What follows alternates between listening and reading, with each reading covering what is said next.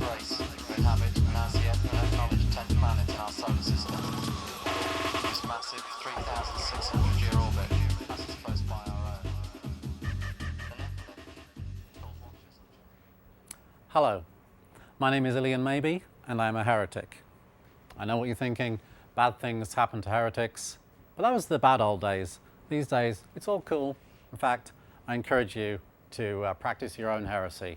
Heresy now be the cry of this story. This is a story about Smurfs. Keep telling yourself that when things start getting strange, and if anybody asks you what this story was about, just tell them it's a story about Smurfs. Because if you tell them what it's really about, if you try and explain it, you'll get funny looks. You'll get the old raised eyebrow, the inquisitive look. The Inquisition is alive and well in the minds of the skeptics and the unbelievers. Now, it's a very original story. It's not like any other story you've ever heard before. Any similarities to other stories are entirely coincidental. Oh, well, of course, there is a slight resemblance to the Da Vinci Code.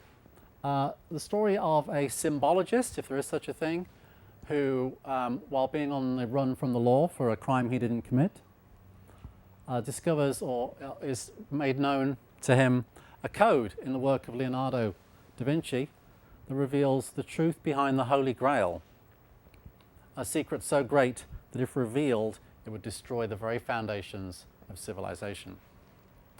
Well, the Smurfi Code is the story about how I found a code in the Smurfs that led me to the secrets of Leonardo and the truth behind the Holy Grail, a secret so great that if revealed, it will destroy the very foundations of civilization.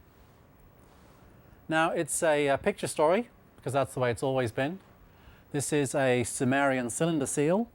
These things are about the size of a roll of quarters, engraved, and when you rolled it onto a piece of wet clay, you'd have the picture to tell the story. This is the story this depicts is the oldest story known to mankind. This is the Epic of Gilgamesh. I like the story in the fact that it just casually mentions the Great Deluge.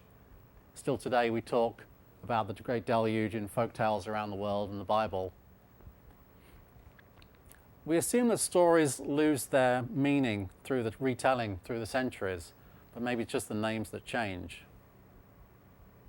The Smurfi Code is a story about something in the fabric of time showing.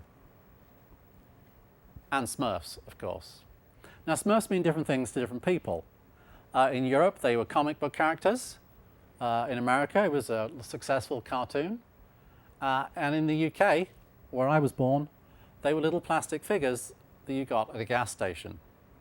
They were an incentive to buy more gas. Now, I never had a big collection. In fact, I only ever had one Smurf, Astro Smurf. But significantly, Astro Smurf was with me the night I discovered eBay. As I looked around my room looking for something to assess the value of, I saw this Astro Smurf and I thought, I wonder if these small mass-produced plastic toys have any value.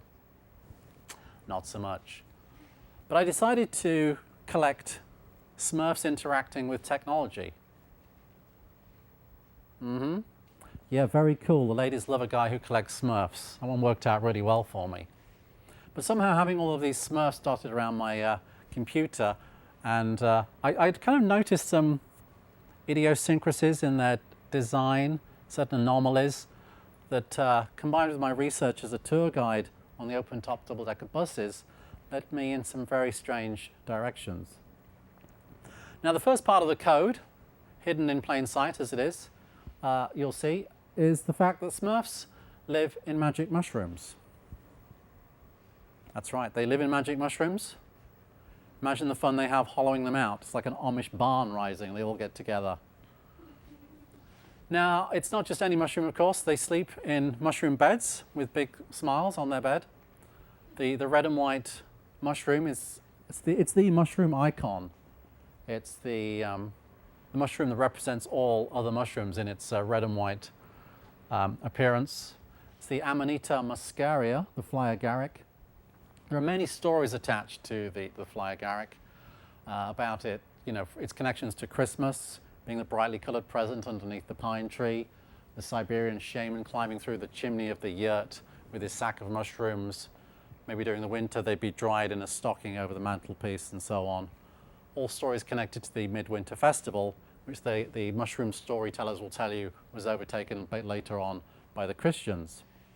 But the stories remain of the shaman drinking the reindeer's urine after the reindeer had filtered the toxins out in their liver, in their kidneys, and then flying off, so to speak, with the reindeers and bringing back gifts of knowledge and techniques and so forth. Maybe unsubstantiated stories, but stories told around the world nonetheless. Now, my favourite story connected to the mushroom relates to this 13th century mural, fresco from France, and it shows Adam and Eve standing next to the tree of knowledge of good and evil in the Garden of Eden, and you see the serpent wrapped around the tree, and you're struck by the similarity between the tree and the Amanita muscaria mushroom. After all, which of the fruits of the garden can affect your language? Adam's apple is immediately over your larynx, and magic mushrooms affect your language forming areas of your brain, the cortex. Now, why is this significant to our code? Well, this picture was used as the frontispiece to a book that came out in 1970 called The Sacred Mushroom and the Cross. Now, in 1947, the biggest cache of biblical scrolls ever discovered was found in the area of the Dead Sea Scrolls. Now, the Catholic Church was all over this discovery. In fact, the only non-Catholic scholar on the team was John Allegro, an English linguist. Now, he received his allocation of scrolls and debris and little shattered parts of the scrolls, and the task upon them was to reverse engineer the text back to their original language, and by going back through the Coptic and the Greek and so on, the Semitic all the way to the Sumerian texts, the cuneiform, John Allegro decided that words like John the Baptist and Peter, they all went back to the same root word, mushroom. And so he concluded that early Christianity was actually a fertility cult based upon the sacramental use of psychedelic mushrooms. And that's what this book was about, and that was the end of his career. That's right. They came a knocking on his door, did the Inquisition. They said, you just can't say things like that. This was too much information for the world, they couldn't take it. They said your work is flawed, you've made fundamental errors. But of course the fact is the other scholars didn't even publish their work for another 50 years. So were they censoring through the absence of their work? It's hard to know. Seems you can't have unorthodox ideas these days. I had one recently. I was watching the movie Contact. Now in the movie Contact they're trying to find intelligent signals emanating from space. And they find one such intelligent signal, and as they break down the signal pattern, they find the picture of a swastika. Not only that, it's a swastika on the arm of Adolf Hitler. Are the aliens Nazis, they ask? But as they see more of the picture, they realize that the very first major television satellite broadcast was from the Berlin Olympics in 1937. And so the idea in the book is the aliens were just getting back to us and saying, oh, we got your message, and this is our reply. Plans for a time machine. Well, that was the first major television broadcast. Well, what was the first television broadcast? It was actually the simple cardboard cutout of a face sent in 1926 from New York to London. And, well, did the aliens ever get back to us from that message? Ooh, the famous face on Mars. Obviously, they carved this face into the Mars rock, and we would see it and realize that they got our message. And that's what happened. Oh no, I shouldn't say things like this. Unorthodox ideas. We'll have the Inquisition knocking at my door. I'll say, don't be a fool, don't be stupid. We've come to debunk it. The face does not look like a human head in a space helmet. No, surely not. They say that the theory has been debunked. You're a fool to believe it. And they look at you, the final blow to the twitching body of the heretic. They say, we suppose you believe in little green men in flying saucers from Mars? Well, I certainly entertain the possibility. Ask any scientist if they believe in life on other planets, and they'll say, well, of course, there must be, statistically, life elsewhere in the universe. Ask further and say, well, do they ever come and visit and check us out? Well, they wouldn't like to say, because they know that the Inquisition will come and knocking at their door. Do I believe in little green men in flying saucers from Mars? Well, of course, I actually believe in little blue men in flying saucers from Mars. Now, whether the Smurfs are flying around the universe in their unidentified flying saucers, ashtrays, or whether they're just out having a drink, maybe they're not. Maybe they're staying in, reading a book. Nice way to spend the winter evening. Or maybe some kitchen sink alchemy. Or maybe they just need to take a moment to relax. Now, whatever it is they do, they always do it wearing this hat. Now, it's a very significant hat.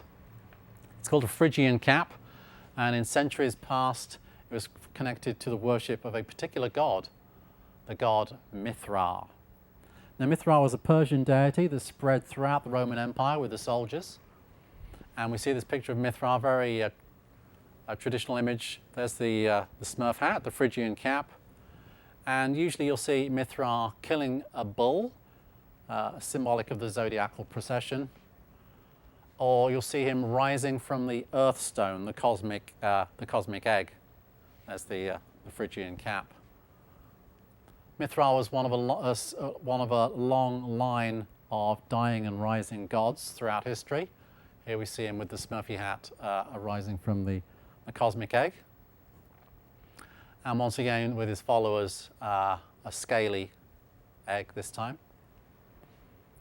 The Mithraeums were kind of semi-subterranean temples with the reclining seats.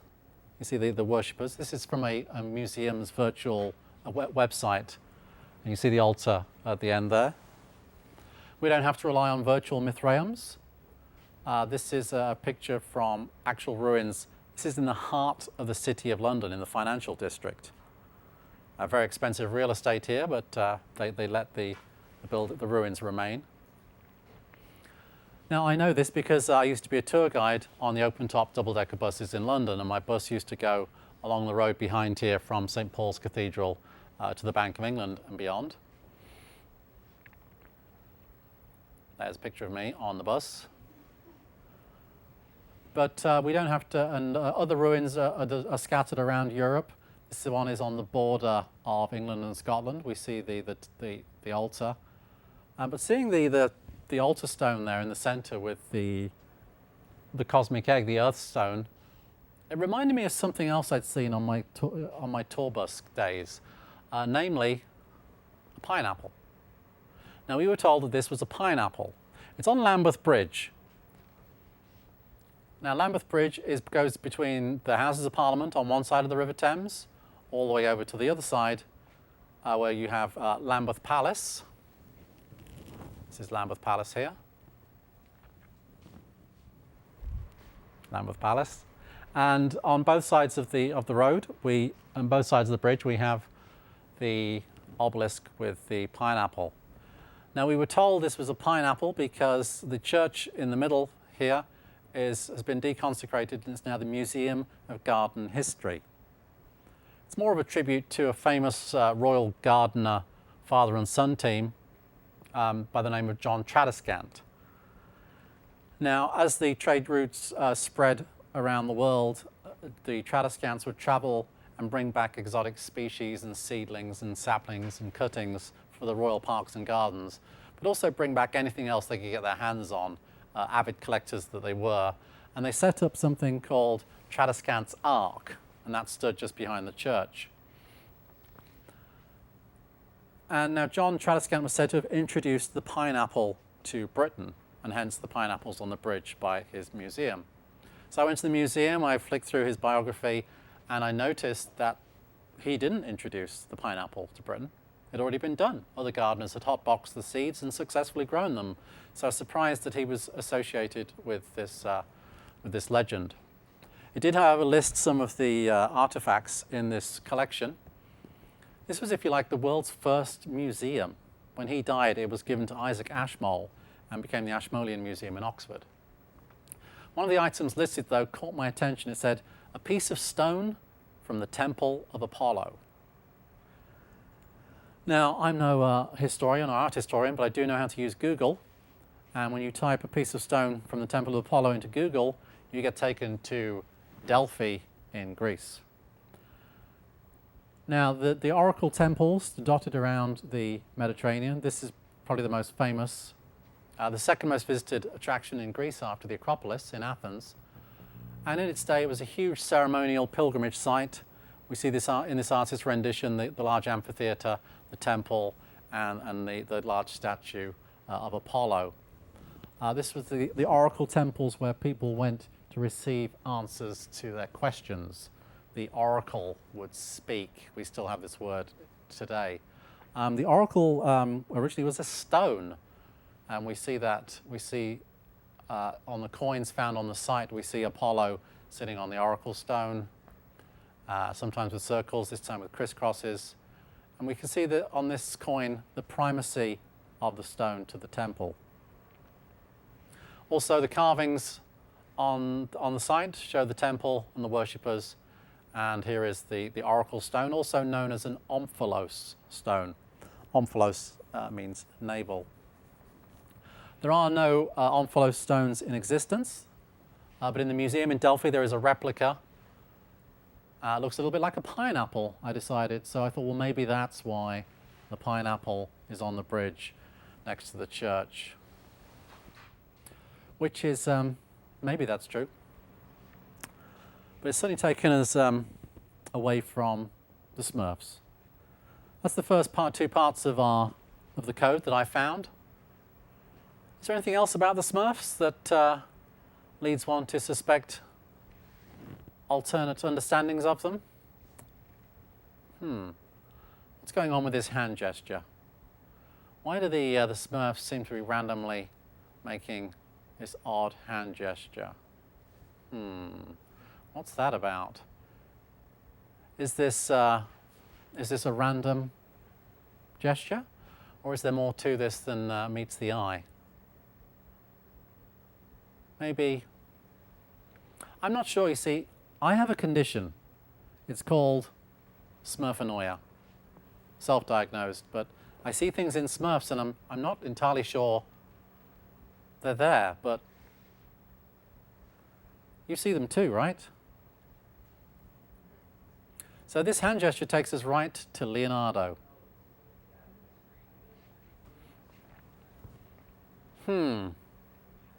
This can't be a coincidence. We see the hand, the beard, the book. This is actually Leonardo depicted by Michelangelo as Plato.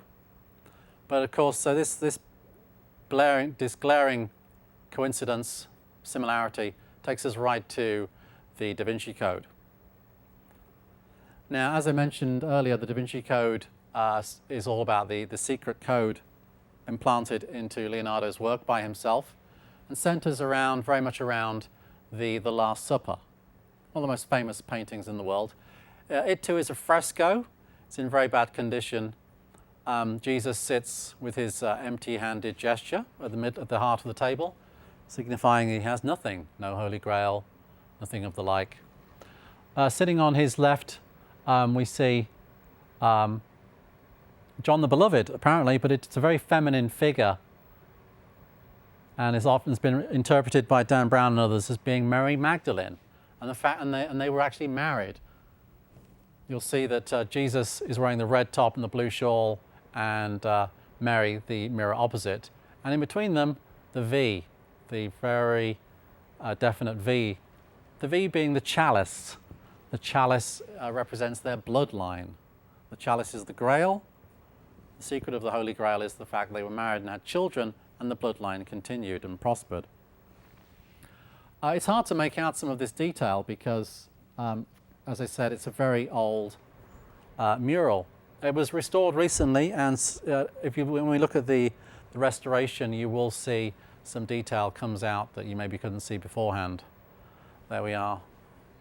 Yeah, a lot more detail comes out in this slide. Now, Dan Brown didn't make this up.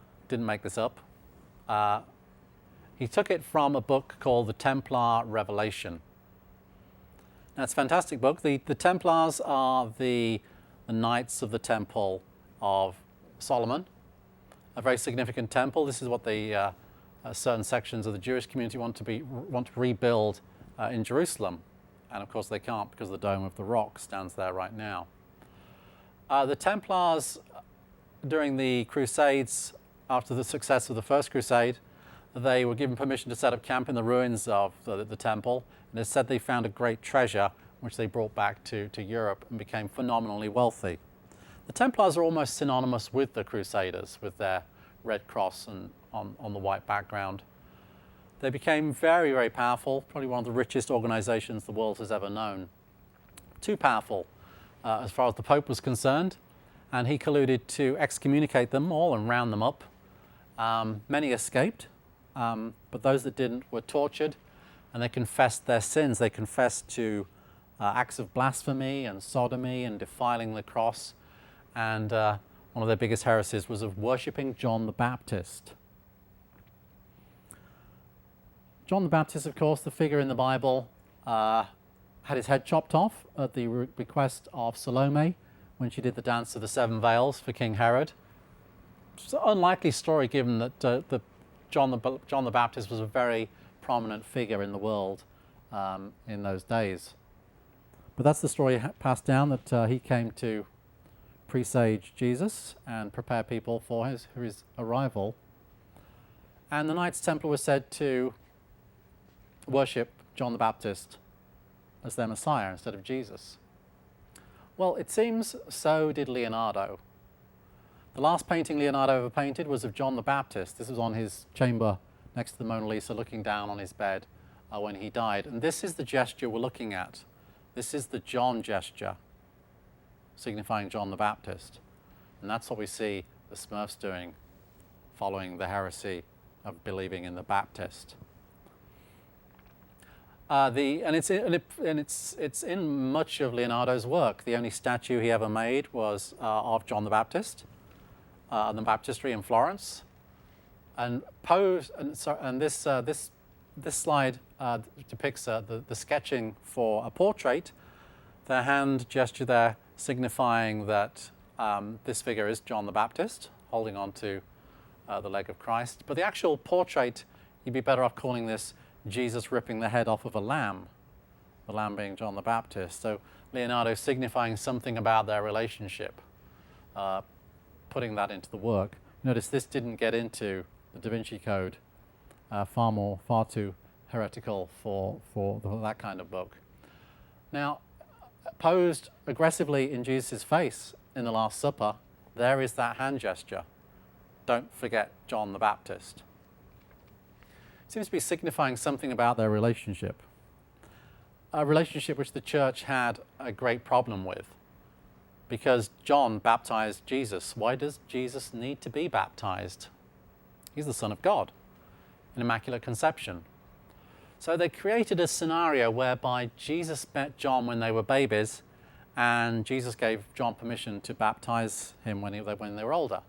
Leonardo received the commission, and he painted this famous picture, Madonna on the Rocks. So we have the picture here of John the Baptist receiving the benediction from Jesus. But the story as told in this portrait only makes sense if we have John sitting next to Mary, who is Jesus' mum. So let's just switch them round to make more logical sense. And let's put Jesus next to Mary. And now we see that it's actually John the Baptist who is blessing Jesus. Now above John's head, there's the John gesture. But what could go in this gap here? Well, the severed head of John the Baptist, of course. This strange gesture that Mary makes. The severed head of John the Baptist pointing at Jesus.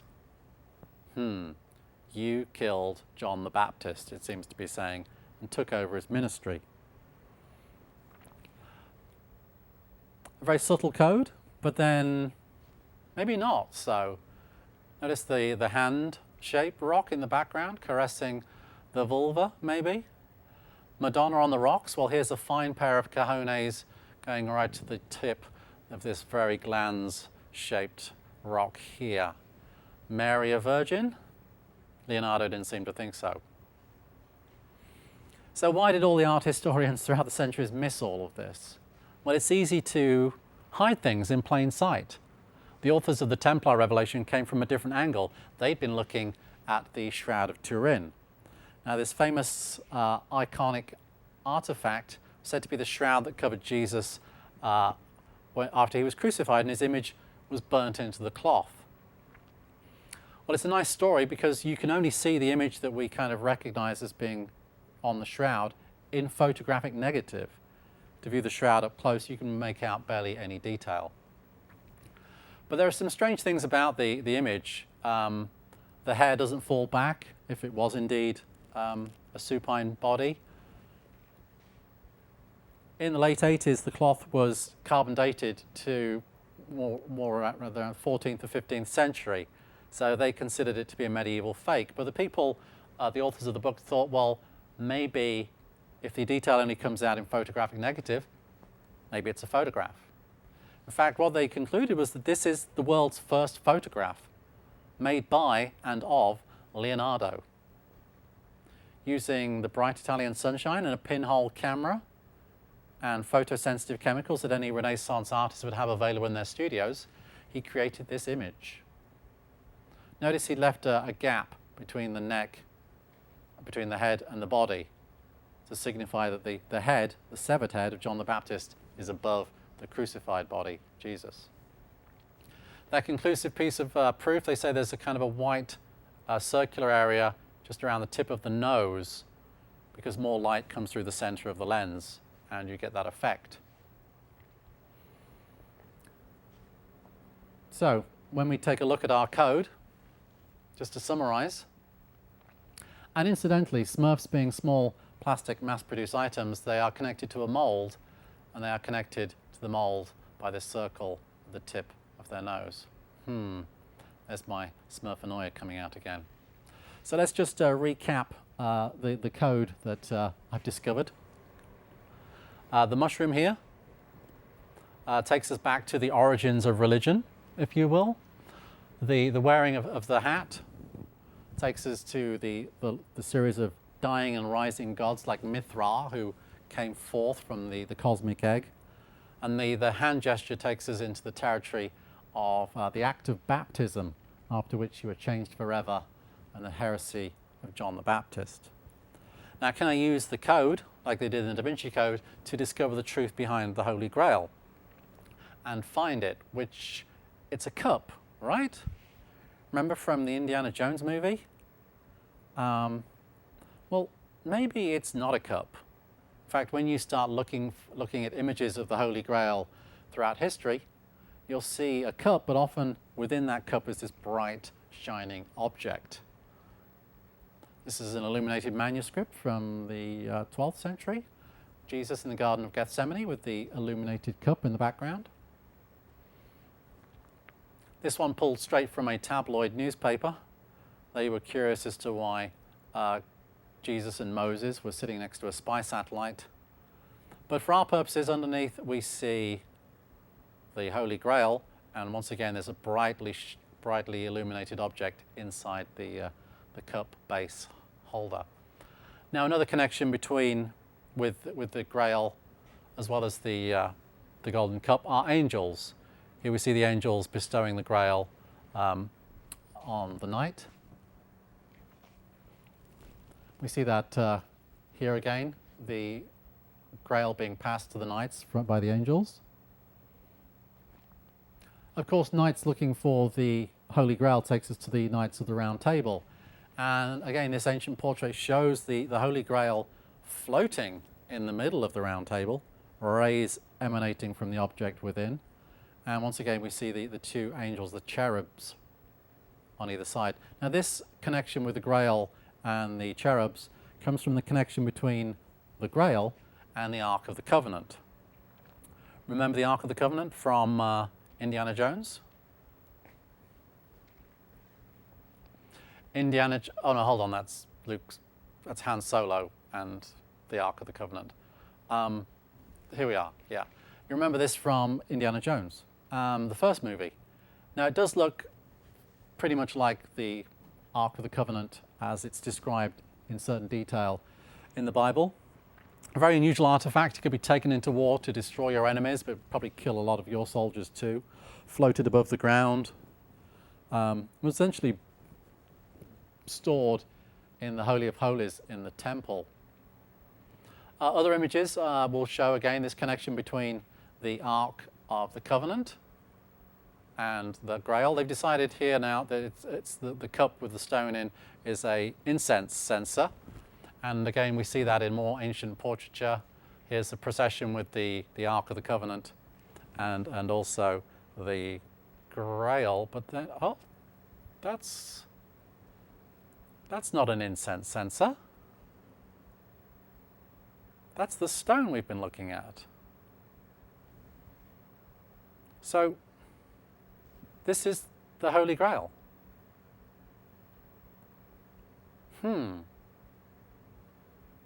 So, how can that be?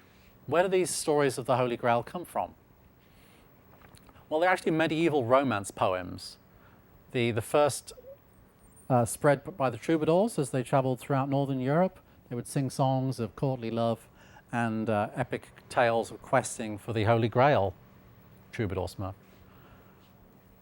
Now, the first Grail romance that we know of is very vague about what the Grail actually is. But the second one, Parzival by Wolfram von Eschenbach, is far more particular about what the Grail is, and we just go find a translation of the book. And what do we discover? However ill a mortal man may be, from the day on which he sees the stone, blah, blah, blah, blah, blah, blah. For if anyone were to look at the Grail for 200 years, he would have to admit that blah, blah, does the stone confer on mortal men that their flesh and bones are made young again. This stone is called the Grail. See, it always was a stone until the Christians came along and they needed to turn it into a story about their chosen Messiah. This is why, if you were depicting a statue, making a statue depicting the Son of God, like this famous one in Montserrat, you have Jesus holding the Holy Grail. Not an artichoke, not a pineapple, not a pine cone, but the Holy Grail. This is the Holy Grail, and that's what this story is about. Oh no! Don't tell anybody. The Inquisition will come knocking on my door, but for now, I think I'm safe. I'm amongst friends. So that's the main body, the theory, over with. In the second half of the story, we're going to go on a quest for the Holy Grail. We're going to travel around the world seeking to back up my theory and see if we can prove that indeed the Holy Grail is this stone. Now, the first part of our journey, our epic quest for the Holy Grail, starts in London and at St. Paul's Cathedral. A magnificent building. It was built after the Great Fire of London, destroyed so much of the ancient city in 1666. It's where all the royal weddings happen, built by Sir Christopher Wren, this master architect. And it really is a magnificent facade. The dome, and on top of the dome is a gold cross, a real symbol for Londoners during the Second World War. This building remained virtually undamaged during the dark days of the bombings. But what's this? And what's that? Right on the front of St. Paul's Cathedral, the main cathedral in Britain. Well, noticeable by its absence in books about St. Paul's, the best picture I found was this. But so I went to the cathedral. I said, "Why is there a pineapple?" I said, what's on the front of the cathedral?" They said, "It's a pineapple." I said, "Why are there pineapples on the front of St. Paul's Cathedral?" They said, "It's a symbol of welcome." I said, "Well, call me old-fashioned, but what makes a pineapple are the spiky leaves on the top." They said, "Move along now, please. There's people waiting to get in behind you." So, but fortunately, you can climb up to this balcony which I did, and I took a picture myself, and oh look, there's our stone, our Grail stone, right on the front of St. Paul's Cathedral. Now, as I mentioned, this cathedral was built after the Great Fire. The original St. Paul's Cathedral burnt down, even though it's on top of a hill and built of stone, because it was covered in scaffolding. Christopher Wren was renovating the previous St. Paul's Cathedral, and I found the plans to the original St. Paul's Cathedral. Or rather, they found me. It's been the nature of this story. And here's what was planned by Christopher Wren for the original St. Paul's Cathedral. On the very top, it says he planned to put on a peculiar open metalwork spire that's been criticized as an architectural pineapple. A huge open metalwork spire that looked like a pineapple. That was going to be on top of the main church. Now, interesting times around here. In 1660, Christopher Wren helped establish the Royal Society. The Royal Society back then, and still to a certain degree now, is the main body behind science, encouraging people to examine the natural laws of the planet and beyond. Following up after Christopher Wren was Isaac Newton, soon after he published his theories on the laws of gravity. So not a crazy bunch of people. These were the finest minds of their generation that chose to put this on top of the cathedral. Now, interestingly, in 1660, curiously in British history, there was no monarchy. For 10 years, there had been no monarchy. There had been a civil war, and the parliamentarians had defeated the monarchists. So for 10 years, there was no monarchy. So maybe the royal treasure houses were opened up, and they found this strange object within. And it was given to the brightest minds of their generation to take a look at. And they were so impressed, they decided to put it on top of the cathedral. Maybe. So that's the first part of our quest over. The next stop, just over the English Channel, to Paris, to the Sacré-Cœur, nestled on top of a hill in the north of Paris. It's a beautiful building, both at day and night. So I took the Eurostar over and went to visit the Sacré-Cœur. And as I came around the corner, I saw the statues of the knights. I thought, well, knights, they're the keepers of the Holy Grail. Show me the Grail stone. And looking up, you'll see these strange little stones on these side domes. A bit closer up, and we can see there they are. There's the Grail stone, sometimes with the circles, you'll see, and sometimes with the crisscross. So, interestingly, for the Sacré-Cœur, the Delphic temples we looked at earlier, the oracle sites, they're actually sacked by the Visigoths, who then took all those treasures down to the south of France. And it was the aristocratic families in the south of France that supplied the money for the building of the Sacré-Cœur. So presumably they had access to, or had seen, or knew of these strange objects. So that's London and Paris visited. Next stop, Rome. Set the controls for the heart of the Catholic Church, and let's go see what we can find. So on the first leg of the journey from Oregon to Chicago, the airplane showed a movie, and the movie was Ocean's 12. And if you recall, in Ocean's 12, they're trying to steal a Fabergé egg given to the Tsar for his coronation. Does look somewhat like the stone, the Grail stone, with its crisscross circular pattern, the cosmic egg. I thought, well, maybe the Russians have seen one, but I wasn't going to get carried away with my Smurfanoid delusions. Thought, but it is a good omen. Thought nothing more of it. Getting on the second leg of the journey from Chicago to London, the next movie came on, National Treasure, in which they're trying to find the lost treasure of the Knights Templar. So am I! So am I! This is a good omen, I thought. Not getting carried away, but that's two good omens. So I arrive in Rome and go to my little pension, a little split-level room with a mezzanine bed and a stairwell down the side of the wall, a metal railing, and at the end of the metal railing there was Grail stone. Interesting. Well, that's 3 good omens. Wasn't going to get carried away. 3 omens. I guess I knew I was going to find the mother of all pine stones in the heart of the Vatican City. And, well, guess what? I did. This is the La Piña, the pine cone. Here's our 2 birds either side. It's a huge statue. Now this, just to give you some perspective, here we're looking down at St. Peter's. Don't forget that the Vatican City is just 1 square mile. You're seeing most of the city in this one shot, this one frame. The La Piña is probably just down in one of these courtyards. This huge public arena, St. Peter's Square. And of course in the middle is the obelisk. Now the obelisk has been there for a couple of 100 years, a long time in some places, but not in Europe.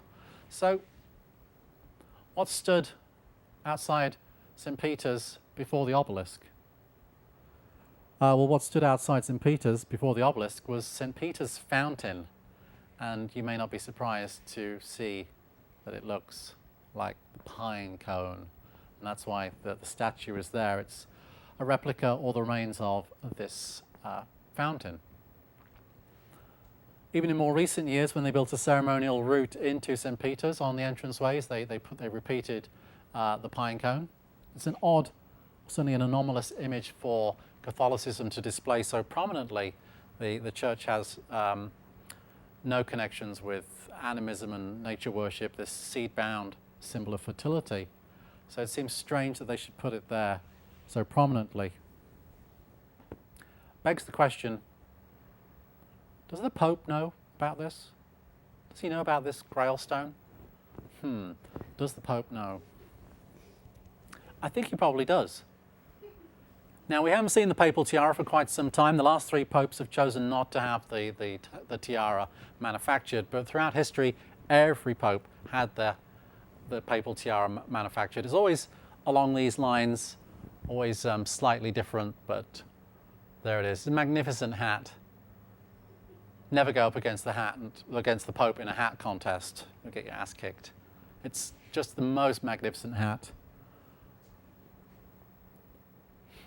My favourite depiction of the papal tiara is on a ceremonial coin, and they make the hat look like a flying saucer flying over the planet. Here, look.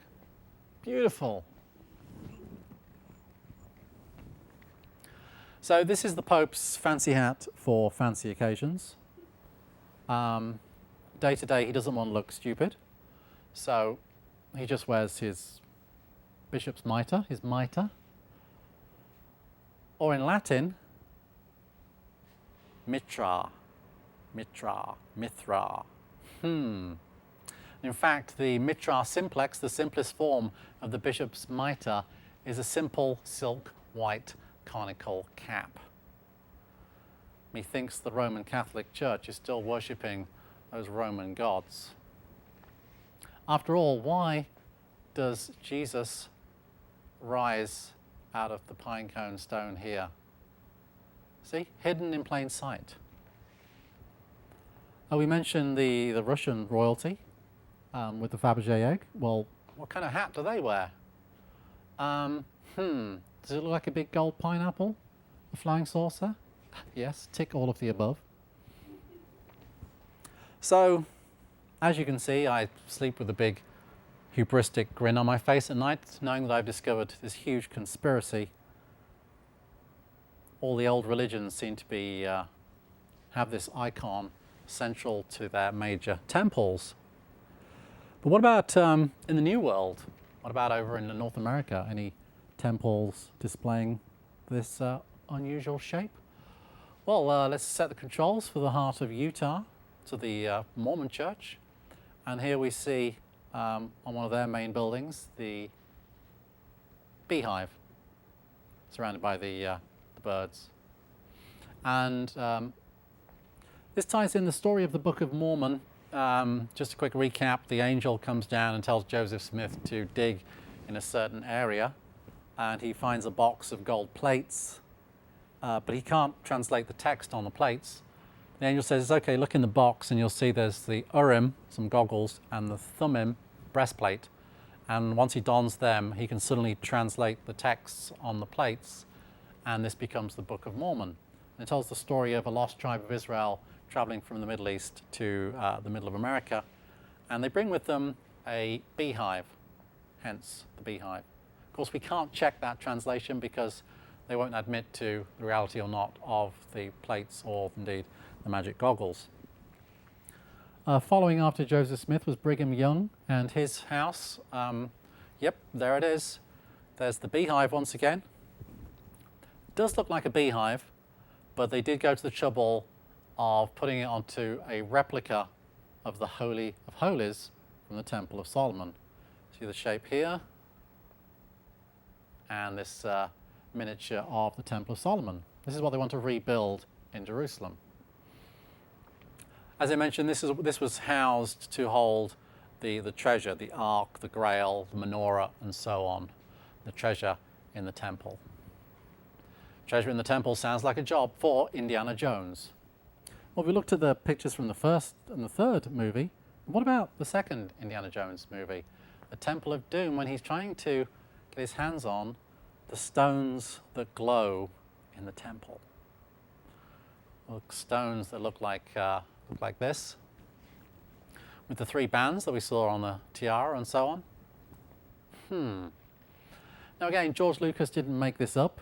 All the temples in India have in their Holy of Holies the altar, often with the spout, and in the center a lingam stone.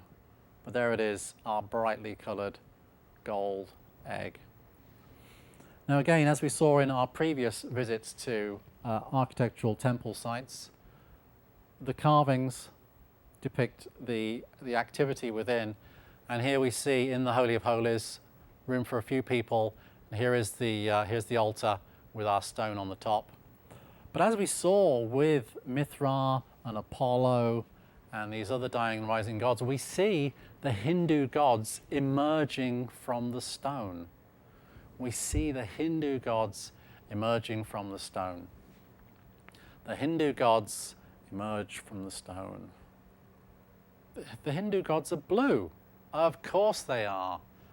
And finally, the last piece of the Smurfi Code falls into place.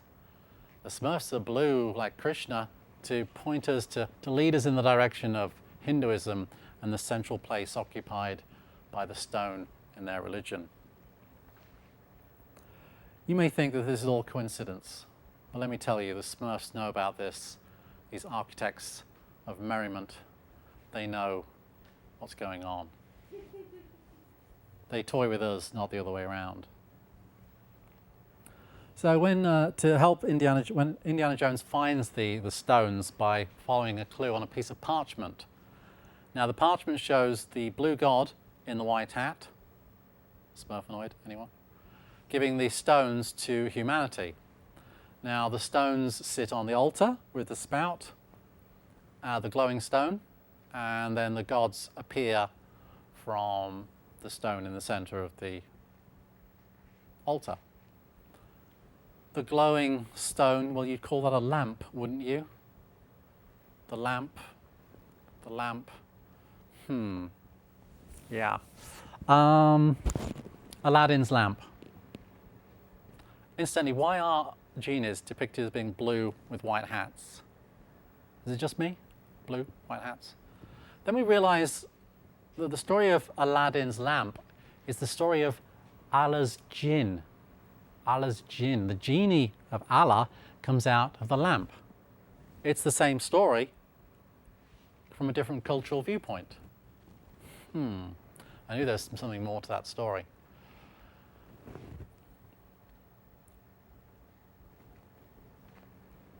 So,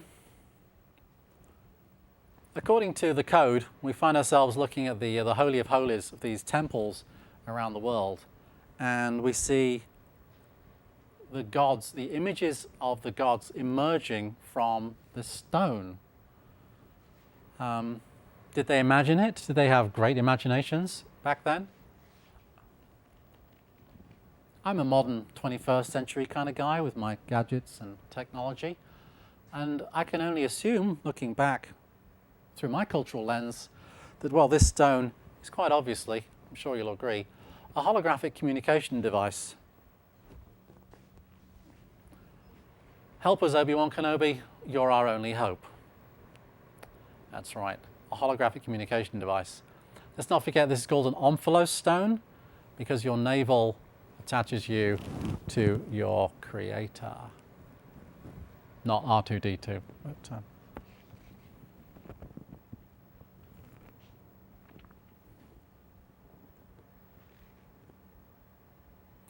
I am essentially saying that the Holy of Holies of the ancient temples was a glorified telephone box.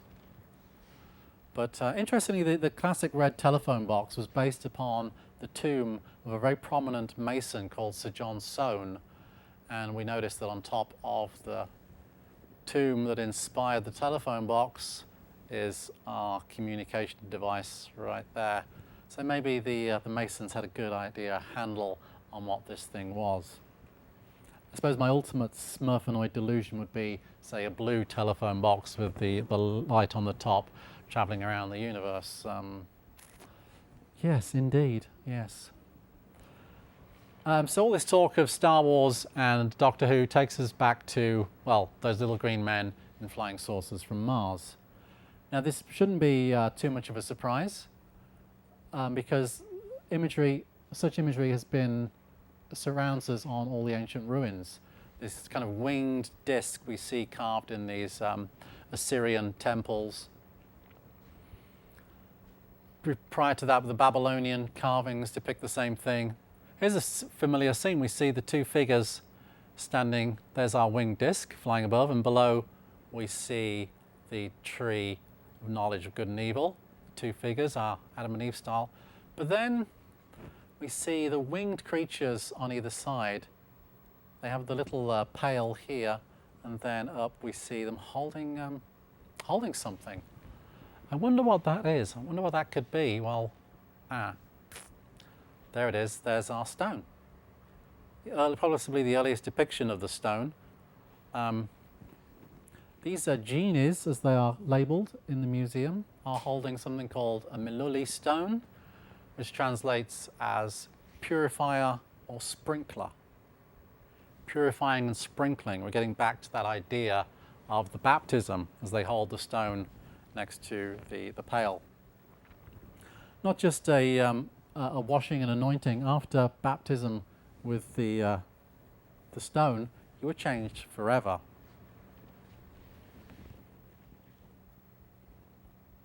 Now we can go back to where we started this story with those Sumerian cylinder seals. Once again, we're seeing the same image with our winged disc and our winged creatures. And but this time the tree is taking on a rather peculiar appearance, looking more like a pillar with various levers. And on the top we have the seven-branched object. Well, of course, the seven-branched object connected to the Holy Grail is the menorah. This is a depiction on the Arch of Titus in Rome, and it shows the sacking of that temple and the contents being taken away. It's a very peculiar candlestick. And of course, the story of the menorah is all about the lamps that didn't go out. The lamps, of course, this thing glows in the dark. So maybe there were 7 of them originally. We've seen them dotted around the world. We've seen one over in the Americas. We've seen the Royal Society having one. We've seen the French royal families having one, the Russians having one, and so on. So maybe originally there were 7 of these mysterious Grail stones. When we see old depictions of the Temple of Solomon, we see at the very center here, here's the Holy of Holies with the Ark of the Covenant, and beyond that we see the menorah, the shrine, and this would be our Grail stone depicted as a fountain. Don't forget the Grail stones on the altars have the spout, and there's the act of baptism. Water is somehow involved with this strange object, and presumably they filled these massive bathtubs outside with water and then spread it around the congregation. the treasure lists of the temple list hundreds and hundreds of gold and silver bowls, presumably to take the water out of the large basins and distribute it. So, given what we know in this connection with water, can we finally work out what Leonardo was actually encoding in his work through the insertion of John the Baptist? Well, a fairly rare picture by Leonardo shows, and it was started by Leonardo but not finished by him. It was in one of the last projects he was involved with before he died. And it depicts John the Baptist. Here is our gesture, our hand gesture. But later on it was changed to depict Dionysus or Bacchus. We see with the grapevines and the animal skins wrapped around him. But he seems to be saying, if you seek the answer to John the Baptist, look on the end of Dionysus's staff. Well, we can't see what's on the end of Dionysus's staff. Either Leonardo didn't want us to see, or it was painted over. We may never find out. If only we had a pair of those magic goggles and we could look. Magic goggles? Google. Of course. I know how to use Google. I just type in Bacchus or Dionysus, and well, I'll soon find out what was on the end of Dionysus's staff. It was this strange object that looks sometimes like a pine cone and sometimes like a pineapple and sometimes like an egg. Here's an interesting one. Here we see Dionysus as the tree himself. Here's the cosmic egg with the water coming out of it, being collected in the urns and being distributed with the ladle out of the urns. Here are the winged figures on either side, and they hold the Dionysian staff with the Grail stone on the end. And we suddenly realize we're seeing this image all around the world, wherever we go, whether it's back to those Babylonian inscriptions. In the Hindu texts, we see images like this of Krishna in the garden with our winged creature holding the stone. I'm not interpreting ancient texts, I'm just looking at carvings on the walls of the temples. And we suddenly realize this is the oldest story known to mankind. This is the one story that must survive the ages. And so it was carved into the walls, something in the fabric of time showing through. The oldest story still being told today. So, what is this story about? What is this stone? Is it, as I suggested, some kind of strange device to baptize people, to cleanse them, to wipe their hard drive, to reprogram them? Maybe it's a holographic communication device. How do you communicate to all of your people at the same time? Well, you have the stone in the altars around the world, and then the high priests and priestesses hear the message and tell it to the people. Or maybe let's go even one step further. Let's say it's an actual stargate.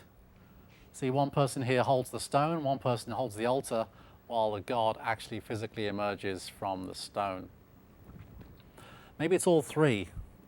Any sufficiently advanced technology appears as magic. Take a regular telephone these days. It's a MP3 music player. It connects to the internet. It's a camera. It's a communication device. You can hold it up to music. It'll tell you the tracks playing. It sounds like a lightsaber. There's nothing your device can't do anymore. Show that to people just from the 1970s, and they would have no idea what it was. But this thing, whatever it was at the center of the world's temples and religions. And yet, as the decades became centuries, became millennia, it was forgotten what this object was. And yet it remained central to the worship. It's kind of like a cargo cult, really.